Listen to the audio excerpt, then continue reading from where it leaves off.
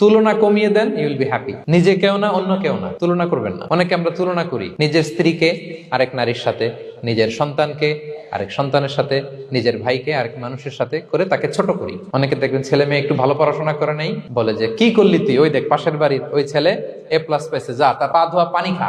Common কথা, এটার একটা ভালো ব্র্যান্ডিং করা যেতে পারে, মানে এ প্লাস পাওয়া ছেলেদের পা ধোয়া পানি এরকম মিনারেল ওয়াটারের বোতলের মতো বিক্রি করলে ভালো ব্যবসা হবে, কি বলেন? এটা হচ্ছে আমাদের মুরব্বীরা, টিপিক্যাল মা বাবারা এটা বলেন, ভুল করেন, ওনারা বুঝেন না। কখনো কম্পেয়ার করবেন না, এটা করে আপনার ছেলের মনোবল আপনি আগেই ভেঙে দিচ্ছেন। আপনি দায়ী আপনার ছেলে কিছু না পারার কারণে। আপনি সাহস দেন নিজে, পাশে থাকেন নিজে।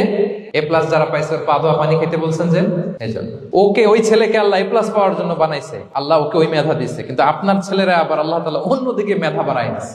সে ওইটা পারবে, ওইটা ওই এ প্লাস ওয়ালা জীবনও পারবে না। আপনার ছেলে যেটা পারবে 10টা এ প্লাস হোল্ডার ওটা পারবে না, কারণ প্রত্যেককে আল্লাহ আলাদা আলাদা ফিচার দিয়ে, কোয়ালিটি দিয়ে, ইউনিকনেস দিয়ে পয়দা দিয়েছে। প্রত্যেককে আল্লাহ অনন্য করে বানিয়েছেন। আপনার তুলনা আপনি নিজেই, আপনার তুলনা হয় না, আপনি জানেন না আপনার মধ্যে যে পটেনশিয়াল, যে কারিশমা, এটা আপনি বের করে আনতে পারেন না। ওই যে ওগুলো বলছে পা ধোয়া পানি খা, লেখাপড়া করলি না, কিচ্ছু করলি না, কিন্তু আপনি দেখা যাবে অনেক বড় ব্যবসায়ী হবেন, আপনি অনেক বড় দানবীর হবেন, you'll B a great contributor two society.